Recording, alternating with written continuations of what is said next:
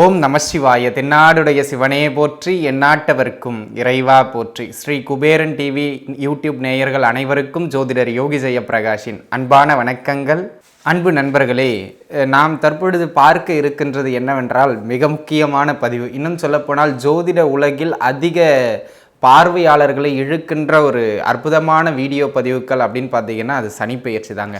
நம்ம குருவின் பெயர்ச்சி, ராகு கேதுக்களின் பெயர்ச்சி, இந்த மாதிரியான ராஜ கிரகங்கள்னு அநேக கிரகங்கள் உண்டுங்க. கிட்டத்தட்ட 4 கிரகங்கள். ஏன்னா வருடக்கணக்கில் ஒரு ராசியில் இருந்து செல்லுகின்றன. அதில் அதிக காலகட்டம் ஒரு ராசியில் 2.5 ஆண்டு முதல் 3.5 ஆண்டு வரை ஏறத்தாழ. அது ஒவ்வொரு பெயர்ச்சிக்கும் சற்று சரராசி ஸ்திரராசியை பொறுத்து அந்த காலகட்டம் மாறுபடும். ஏறத்தாழ 3 வருடங்களுக்கு ஒரு முறை ஒரு ராசியிலிருந்து இன்னொரு ராசிக்கு பெயர்ச்சி ஆவார் இந்த சனி பகவான். அந்த வகையில் தற்பொழுது பார்த்தீர்கள் என்றால் நீங்கள் ஆவலோடு எதிர்பார்த்து கொண்டிருந்த ராஜ சனி பெயர்ச்சி இருக்கின்ற கிரகங்களில் மிகப்பெரிய கிரகமான, அதாவது கால அளவில் ஒரு ராசியை தாண்டுவதற்கு மிகப்பெரிய கிரகமாகிய சனி பகவானினுடைய பெயர்ச்சி தற்பொழுது வர இருக்கின்றது. சரிங்க, எப்பொழுது சனி பெயர்ச்சி, அவர் எங்கிருந்து எங்கே போக போகிறார் அப்படின்னு பார்த்தீங்கன்னா, ஏற்கனவே தன்னுடைய சொந்த வீடான மகர ராசியில் கடந்த 3 வருடங்களாக இருந்து வந்த சனி பகவான் திருக்கணித பஞ்சாங்கத்தின்படி வருகின்ற 2023 ஜனவரி மாதம் 17ஆம் தேதி பெயர்ச்சியாக இருக்கின்றார். மகர ராசியிலிருந்து தன்னுடைய இன்னொரு வீடான, இப்போ அவர் பெயர்ச்சியாக போகிறதும் அவருடைய வீடு தாங்க, கும்ப வீட்டுக்கு பெயர்ச்சியாக இருக்கின்றார். மகரத்திலிருந்து கும்பத்திற்கு. இதே பெயர்ச்சி 1.5 மாதம் கழித்து வாக்கிய பஞ்சாங்க அமைப்பின்படி மார்ச் மாதம் 29ஆம் தேதி நடக்க இருக்கின்றது. இது வாக்கிய பஞ்சாங்கப்படி. சரிங்க, நம்ம இப்போ எந்த பஞ்சாங்கத்தை எடுத்துக்கிறது? உங்களுக்கு பஞ்சாங்க குழப்பங்கள் அவசியமில்லை. நீங்கள் கும்பராசியில் இருக்கின்ற பொழுது சனி என்ன பலாபலன்களை வழங்குவார் என்பதனை நீங்கள் எடுத்துக்கொண்டால் போதுமானது. ஆனால் இந்த கோவில்களில் அப்படின்னு வருகின்ற பொழுது சனீஸ்வரன் சார்ந்த சனி பகவானின் ஆதிக்கம் நிறைந்த கோவில்களில் வாக்கியம், ஏன்னா நம்முடைய தமிழகத்தில் அனுஷ்டான பஞ்சாங்கமாக அரசாங்க முறையால் அங்கீகரிக்கப்பட்டது வாக்கிய பஞ்சாங்கம். அதன் அடிப்படையில் கோவில்கள் நீங்கள் போகிறது எல்லாம் வாக்கிய பஞ்சாங்க தேதியான மார்ச் 29ஆம் தேதியை பயன்படுத்தி கொள்ளுங்கள். சிறப்பு பூஜையில் தான் நான் போய் அங்கே தரிசிப்பேன் அப்படின்னு சொன்னால் இல்லை, அப்படின்னாலும் நீங்கள் ஜனவரி 17ஆம் தேதி அன்று சிறப்பு பூஜை இல்லை என்றாலும் திருக்கணித பஞ்சாங்க அமைப்பின்படி துல்லியத்தன்மை கொஞ்சம் கூடுதலானதுங்க. இந்த பஞ்சாங்க அமைப்பின்படி அப்பொழுது நடக்க இருக்கின்றது. அன்றைய தினமும் நீங்கள் சென்று ஈஸ்வர பெருமானை வழிபட்டு வருவதற்கு சிறப்பான அமைப்பு. சரி, தற்பொழுது இந்த சனி பகவான் ஒவ்வொருவரினுடைய வாழ்க்கையிலும், ஏன்னா நீண்ட காலம் ஒரு ராசியில் அமருகின்ற பொழுது அந்த கிரகம் கொடுக்கின்ற தாக்கம் நம்முடைய வாழ்க்கையில் மிக முக்கியத்துவமானதாக கருதப்படுகின்றது. அந்த வகையில் 2023 2025 வரை 3 ஆண்டு காலகட்டம் கும்ப ராசிதனில் நிலைபெறப் போகின்ற இந்த சனி பகவான் உங்களுடைய வாழ்க்கையில் பலரை ஏற்ற இருக்கின்றார். பலரை அவர்களுடைய கர்மாக்கு ஏற்றவாறு வழிநடத்த இருக்கின்றார். அது நன்மையாகவும் இருக்கலாம், தீமையாகவும் இருக்கலாம். ஏனென்றால் கர்ம காரகன் அல்லவா அவர். எதை கொடுத்தாலும் நிதானமாக கொடுப்பார். ஏனென்றால் சனைச்சரன் அப்படின்னு அவருக்கு ஒரு பெயர் உண்டுங்க. அதாவது மிகவும் மெதுவாக நகர்பவர், மந்தமாக நகர்பவர் அப்படின்னு அவருக்கு ஒரு பெயர் உண்டு. அந்த வகையில் இவர் இந்த 3 ஆண்டு காலம் உங்களுக்கு என்ன பலாபலன்களை கொடுக்க இருக்கின்றார்? நம்முடைய ஸ்டைலே எப்படி, ஆரம்பத்தில் உங்களுடைய வெற்றிகள் எங்கே, எந்த இடங்களில் இந்த சனி பகவான் உங்களை ஏற்ற இருக்கின்றார், எங்கெல்லாம் நீங்கள் தைரியமாக இறங்கி உங்களுடைய முழு உழைப்பையும் காட்டி வாழ்க்கையில் அடுத்த கட்ட நிலைக்கு வளர்ச்சி அடையலாம், இதை ஒரு பகுதியாக பார்க்க இருக்கின்றோம். அதனை எடுத்து உங்களுக்கு சாதகம் அற்ற பகுதிகள் எங்கு இருக்கின்றது, அங்கு நீங்கள் என்ன செய்யாமல் இருக்க வேண்டும், எதை செய்யக்கூடாது, கவனமாக இருக்க வேண்டும் அப்படிங்கிறத பார்க்க போகிறோம். அதன் பிறகாக பொதுவாக பரிகாரங்கள், உங்களுடைய ராசிக்கு என்ன பரிகாரங்கள் செய்வதன் மூலம் இந்த சனி பெயர்ச்சியை நீங்கள் தீர்க்க முடியாத பிரச்சனைகளை, பெரிய பிரச்சனைகள் நம்மை அண்டாமல் நாம் தற்காத்து கொள்ளலாம் அப்படிங்கிற இந்த 3 அமைப்பின்படி பார்க்க இருக்கின்றோம். இந்த சனி பகவான், மிக முக்கிய கிரகமாகிய இந்த சனி பகவான் உங்களுடைய வாழ்க்கையில் என்ன மாற்றங்களை எல்லாம் வழங்க இருக்கின்றார் என்பதனை தற்பொழுது பார்க்கலாம். பாருங்கள். சிம்ம ராசி நேயர்களே, எங்கு இருந்தாலும் சரி, நீ தொண்டனாக இருந்துக்கொள், நான் தான் தலைவனாக இருப்பேன் என்று சொல்லுகின்ற ராசி சிம்ம ராசி. அதுக்காக பிடிவாதக்காரங்கன்னு சொல்லிங்க, தலைமைத்துவத்திற்கு தகுதியானவர்கள், ஒரு நிர்வாகத்தை வகிப்பதற்கு தகுதியானவர்கள்.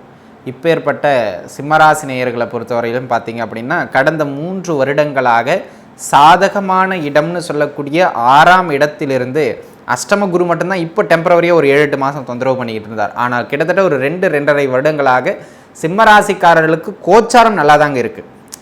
அதை தாண்டி கஷ்டப்படுறீங்கன்னா சுயஜாதகம் அது வேறு விஷயம். இங்கே நம்ம பேசிக்கிட்டு இருக்கிறது கோச்சாரப்படி கடந்த ஒரு 2.5-3 ஆண்டு காலகட்டம் சிம்மராசி நேயர்களுக்கு ஒரு பொன்னான காலகட்டமாகவே இருந்தது. தொழில் அது இது நல்ல ஒரு ராஜ வாழ்க்கையில் இருந்தீங்க அப்படிங்கிறதுல எந்த விதமான மாற்று கருத்தும் கிடையாது. இப்போ 7ஆம் இடம்னு சொல்லக்கூடிய கேந்திர ஸ்தானத்திற்கு உங்களுடைய ராசிக்கு 7ஆம் பாவகத்தில் சனி அமருகின்றார். அங்கே அமருகின்ற அவர் சில முக்கிய ஸ்தானங்களையும் பார்வை செய்கின்றார். உங்களுடைய ஜென்ம ராசியையே நேர்கதியாக பார்க்கின்றார். உங்களுடைய ஜென்ம ராசிக்கு 4ஆம் பாவகம் தனை பார்க்கின்றார்.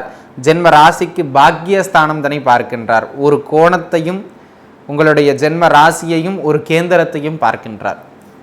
இந்த சனி பகவான் முதல்ல உங்களுக்கு எங்கெல்லாம் இதற்கு கண்டக சனி, உடனே கண்டகம்னா பயந்துரும், 7ஆம் இடம்னு அர்த்தம், அவ்வளவுதான். கண்டகம்னா எதுவும் பயந்து அப்படிலாம் ஓடிடக்கூடாதுங்க, சரிங்களா?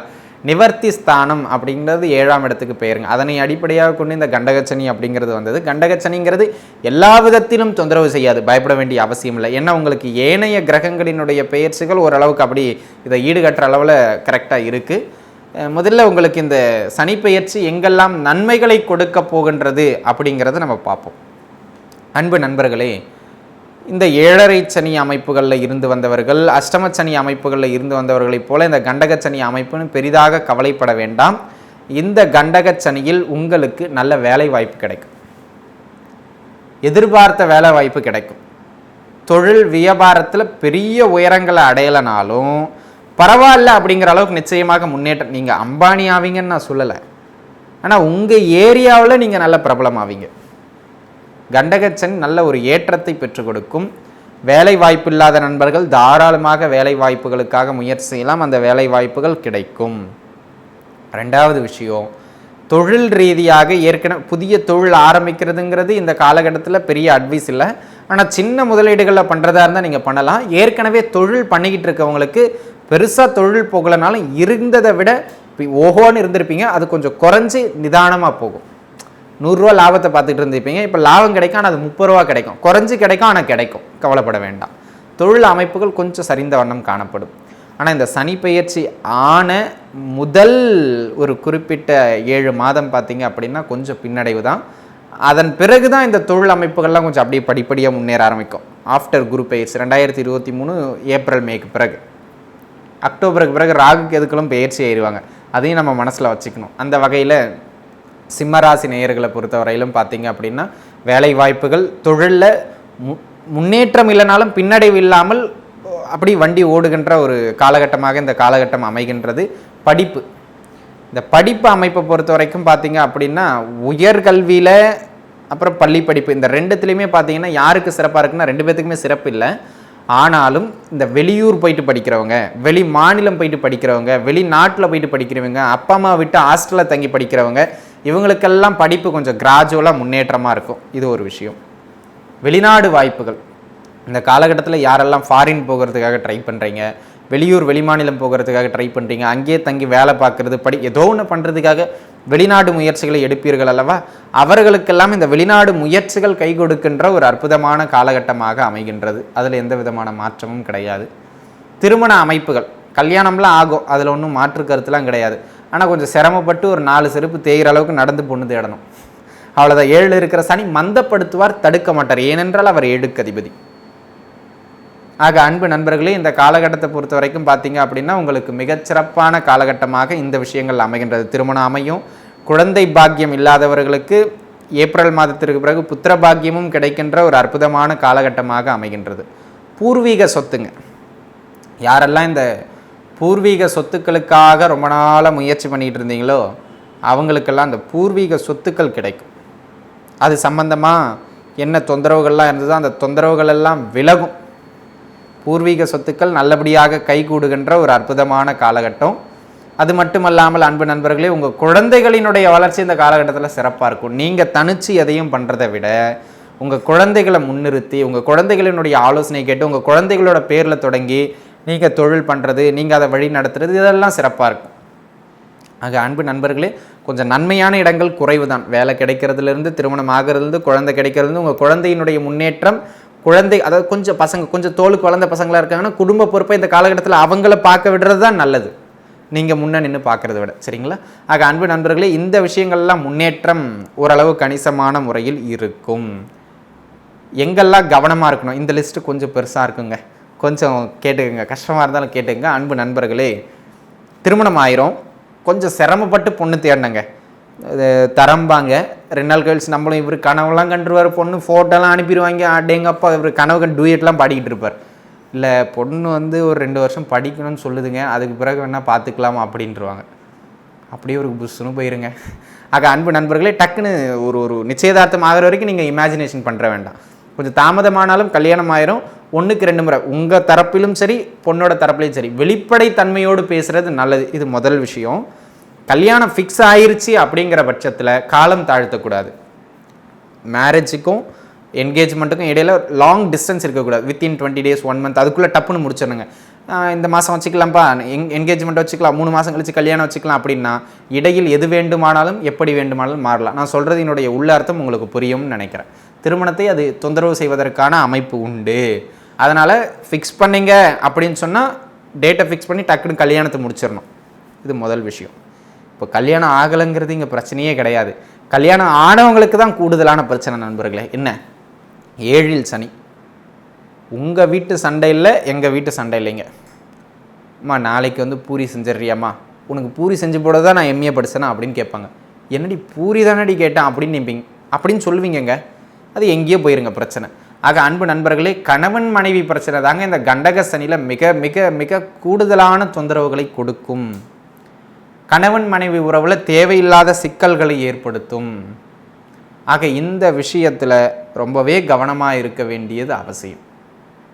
நீங்களும் சட்டுன்னு எகிரிடுவீங்க, இந்த அம்மாவும் சட்டுன்னு எகிரிடுவாங்க. ஆக அன்பு நண்பர்களே, கணவன் மனைவி விஷயத்தில் அம்மா பேச்சை கேட்குறது, கணவன் மனைவி விஷயத்தில் நண்பர்கள் பேச்சை கேட்குறது, அதெல்லாம் விட்டுட்டு பிரச்சனைன்னு வருகின்ற பொழுது அமைதியாக 2 பேரும் 1/2 மணி நேரம் உட்காந்து பேசுங்க, மனம் விட்டு பேசுங்க. அப்படி இல்லையா அது ரொம்ப பெரிய தொந்தரவை கொண்டு போய் விட்டுரும். உண்மையிலேயே ரொம்ப பெரிய தொந்தரவில் கொண்டு போய் விட்டுரும். ஆக இந்த காலகட்டத்தில் தான் டிவோர்ஸ் கேட்டு கோர்ட்டுக்கு போகிறது, இந்த காலகட்டத்தில் தான் கோச்சிக்கிட்டு அம்மா வீட்டுக்கு போகிறது, இந்த காலகட்டத்தில் தான் ஒருத்தரோட ஒருத்தர் அடிச்சுக்கிட்டு சண்டை போடுறது, இதெல்லாம் நடக்குங்க. கணவன் மனைவி உறவு தான் இந்த கண்டகச்சனியில் அதிக அளவு பாதிக்கப்பட போகின்ற ஒரு உறவு.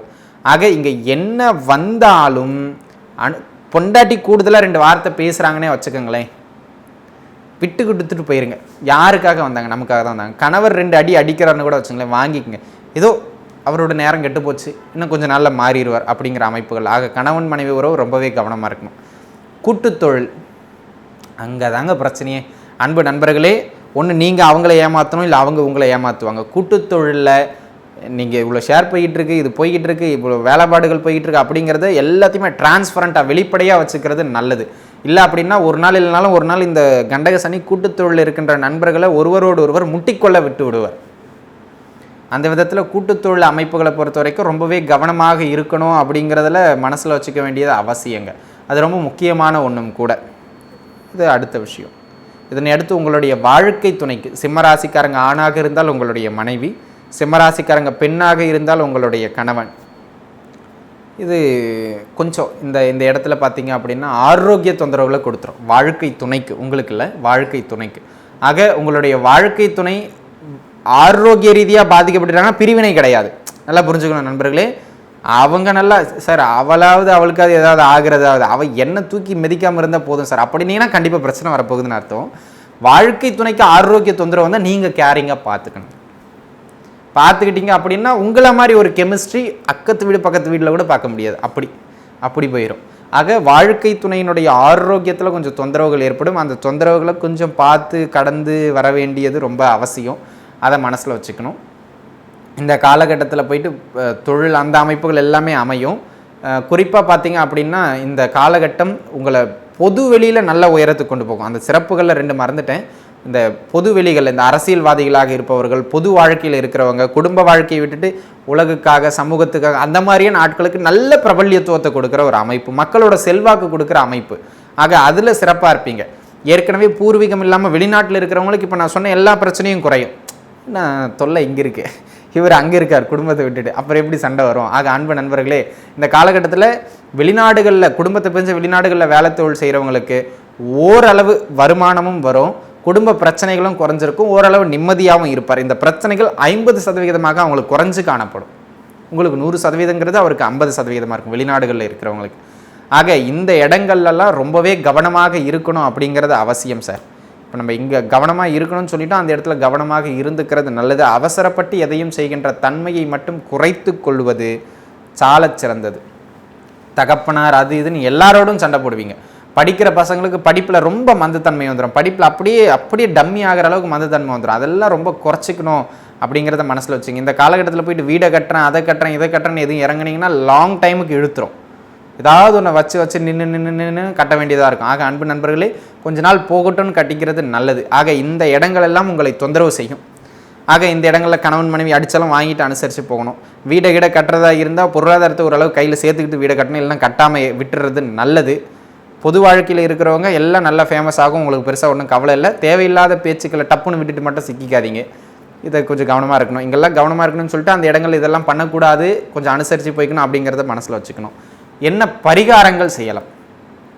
அன்பு நண்பர்களே, அதிகமாக பாதிக்கப்படுறது 2 தான், கணவன் மனைவி வாழ்க்கையும் ஆரோக்கியமும். இந்த 2 விஷயத்தையும் நிவர்த்தி செய்கிறதுக்கு என்ன பண்ணலாம் அப்படின்னு பார்த்தீங்கன்னா, ஒரு சிறப்பான அமைப்பு. முதல் அமைப்பு குலதெய்வ வழிபாடு. இந்த சனி பயிற்சி ஆனதுக்கு பிறகு ஒரு முறை குலதெய்வ வழிபாடு செஞ்சிடறது நல்லது. அப்படி குலதெய்வ வழிபாடு செஞ்சிட்டிங்க அப்படின்னாலே பெரிய தொந்தரவுகள் இல்லைன்னு நான் சொல்ல மாட்டேன். அதை தாக்கு பிடிக்கிற ஒரு தெம்பு கிடச்சிரும் மனசுக்கும் உடலுக்கும். ஆக முதல் அமைப்பாக குலதெய்வ வழிபாடு செய்யணும்.